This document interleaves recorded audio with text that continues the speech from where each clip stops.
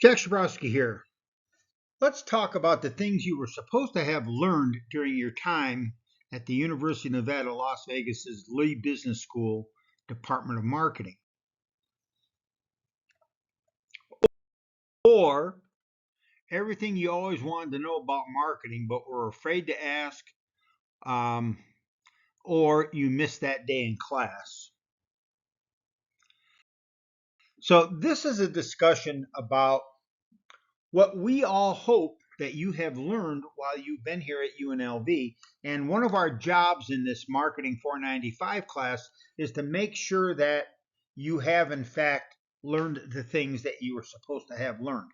One of the problems we have with our very flexible degree program is that while we give you plenty of options in terms of elective courses that you might take in the area of marketing, and marketing is quite a diverse area, in some cases, while you are taking classes in one area, you are missing key pieces of information that we thought you were going to learn someplace else along the line.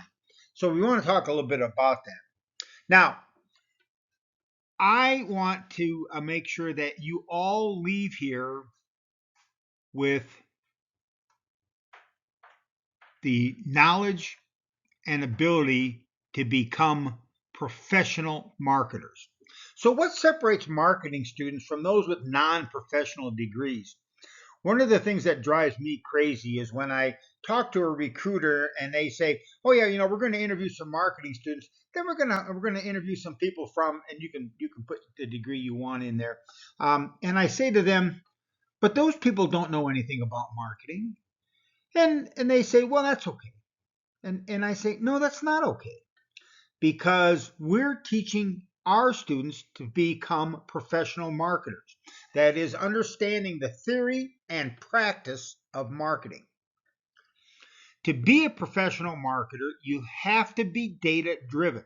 That is, you have to know how to collect the right data, analyze that data, and use it to make better decisions. Otherwise, you might as well have gotten a degree in you fill in the blank. Part of being a professional marketer is knowledge of the theories that drive the field of marketing, but also knowledge about the ability to actually do marketing. You need to transition from being a student here at UNLV to becoming a professional marketer. And the business school is supposed to be a professional school that helps you make that transition from student to professional in that business field. And in our case, that's in marketing. Of course, let's start with some things that we might ordinarily talk about.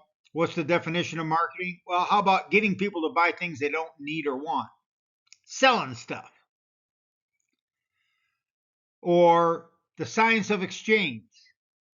Or marketing encompasses the entire business. It is the whole business seen from the point of view of the final result. That is the customer's point of view. That is a definition by Peter Drucker, one of the famous um, people in our field in modern business. Well, you're supposed to have learned the big stuff, the marketing concept. You ought to be able to rattle the marketing concept off at any particular point in time. You should have learned all about the 4 Ps. You should be able to solve problems and make decisions in the area of product. We just finished our course in product and price management. Pricing. You ought to know how to set price and how to manage price over time. How about promotional issues? No, I'm not talking about posting your weekend photos on Instagram, or the last time you went out for dinner, posting your dinner on Facebook or Instagram. I'm talking about promotional issues in professional marketing. And then, of course, place or distribution issues. Another one of the big topics that you have to be well versed in if you're going to be a marketing professional is positioning.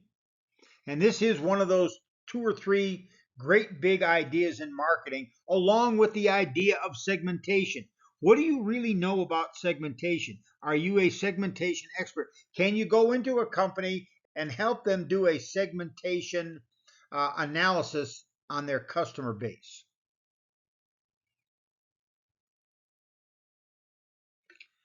The big stuff, of course, how about the marketing concept? The marketing concept is the use of marketing data to focus on the needs and wants of customers in order to develop marketing strategies that not only satisfy the needs of the customers, but also accomplish the goals of the organization, hence the marketing concept.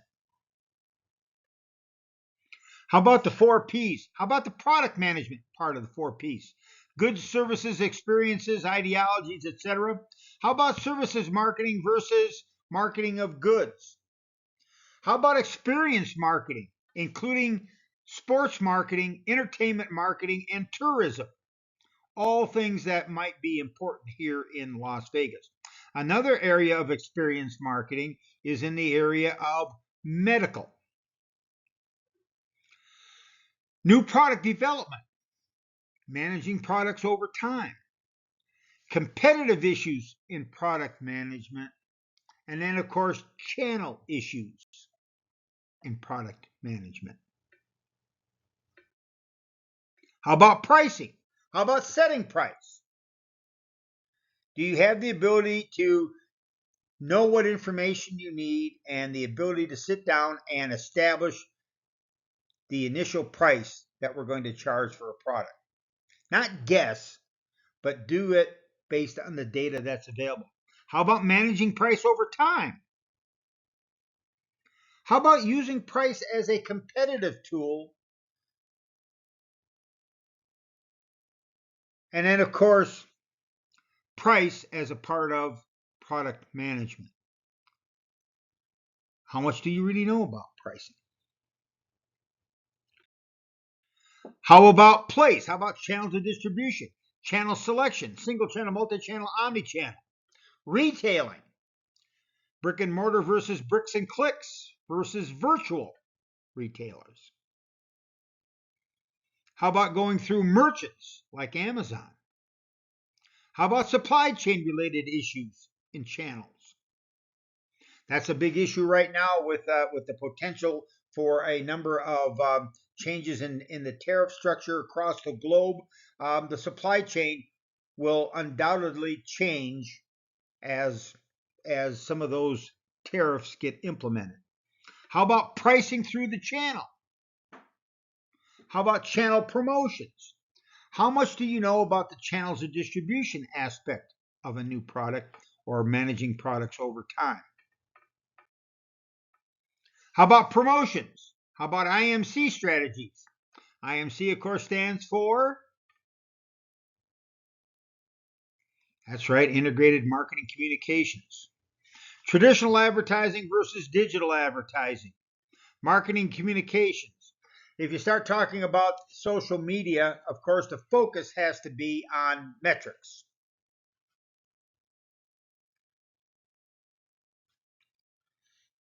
And of course, what role does social media marketing play in the marketing of any given product? In some cases, it's a very important element. In other cases, obviously not so much. There are still many, many companies that don't have a web page. How about positioning? The battle for your mind. How about defining positioning? How about the tools to establish position? And how about managing position over time? How much do you know about positioning? Positioning is one of the 2 or 3 really key ideas that professional marketers can go into any organization and immediately start talking about their positioning issues. How about segmentation versus target markets? How about the definition of segmentation? How about the types of segmentation? How about segmentation-based marketing? How much do you know about segmentation? Hopefully, when you took your buyer behavior class, you spent a substantial portion, maybe a month or 5 weeks, on segmentation.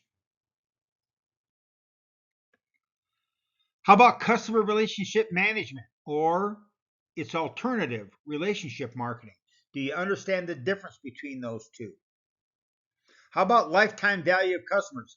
Do you know how to make the calculations for lifetime value of customers?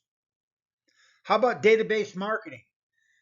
Almost every form of marketing now is database driven. Database marketing is focused on things like apps, mobile marketing, notifications, and of course, trying to make the right offer to the right person at the right time and the right place. If you don't understand database marketing, then you probably want to go back and at some point in time pick up that knowledge. How about competitive marketing strategies versus customer centered strategies? Some companies focus on competitive marketing strategies, others focus mostly on customer centered strategies. What's the difference? What is the impact? What is the success rates? How about branding topics? Brand decisions, brand name, logos, taglines, trade dress. Branding decisions, brand equity versus brand loyalty, managing brands over time, brand engagement and strategies and metrics, brand activation strategies and metrics compared to brand loyalty and brand equity.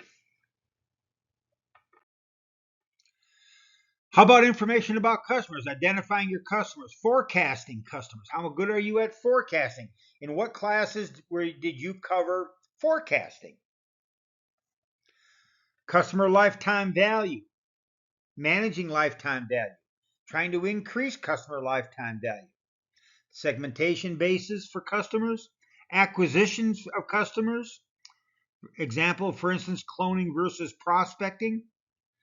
And then something that we love to talk about, but we know very little about, that 360-degree view of our customers. What is that all about? How about mobile marketing, strategies, apps, notification-based marketing? All topics that hopefully you have covered in your classes. How about sustainability? How about artificial intelligence? Artificial intelligence is not a substitute for critical thinking. It is a tool to help enhance your critical thinking.